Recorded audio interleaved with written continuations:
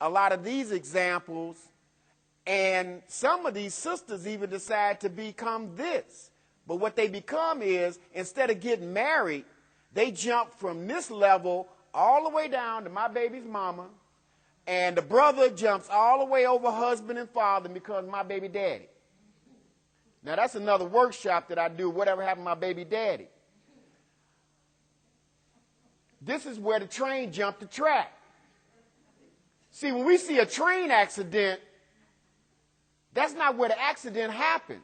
If a train is doing 60 or 70 miles an hour and jumps the track, we see the train laying on the track anywhere from a half a mile to a mile down the track.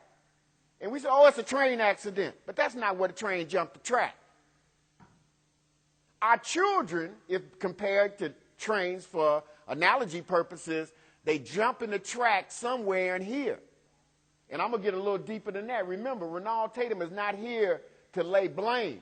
I'm just here to illustrate and demonstrate some of the things that caused us to have and produce children that were obedient, knew how to follow the directions and the rules, and did a little better than the children of today. I don't want to talk about the village. It takes a village to raise a child. It takes a society to raise a child. That's just an African proverb. Now, let me go a little further with this. We talk about the inner child.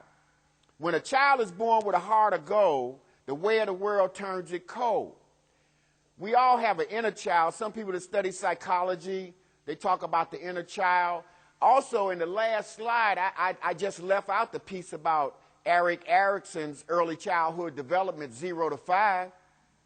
If you would compare all the things, if you ever seen Erikson's early childhood development and all the things that Erikson says that a child needs to become a healthy, productive citizen of society or just a healthy, productive child, if you could compare those to bricks, if you got somebody playing like they're somebody's mother or somebody's father, I'm not going to go back, then what happens is it's just like building a house. You can have the foundation, but if it's bricks missing in the structure, how long can the house stand?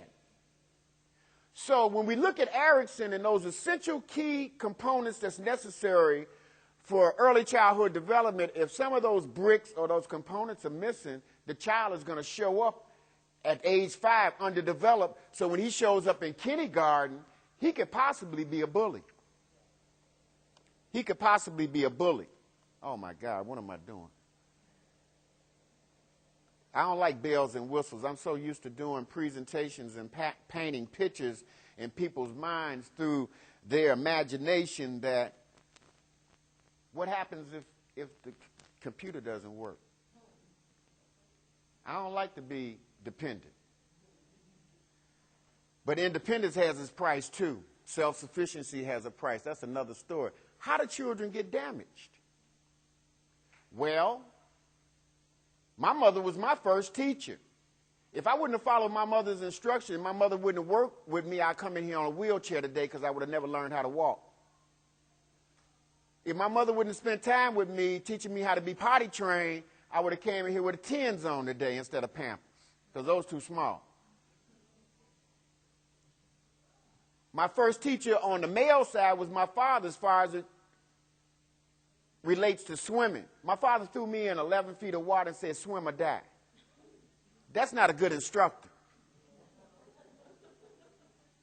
So I went to the boys club camp in the summer and learned how to swim and became a good swimmer, even though I still have a fear of swimming, especially if I go to the Bahamas and places like that, because I saw the creature of the Black Lagoon back in the 50s, and I still think the creature may be in the water. That's a fear. Riding a bike. My father taught me how to ride a bike. I fell off the bike several times before I learned how to ride the bike. So our first teachers are responsible for us to learn how to do certain things.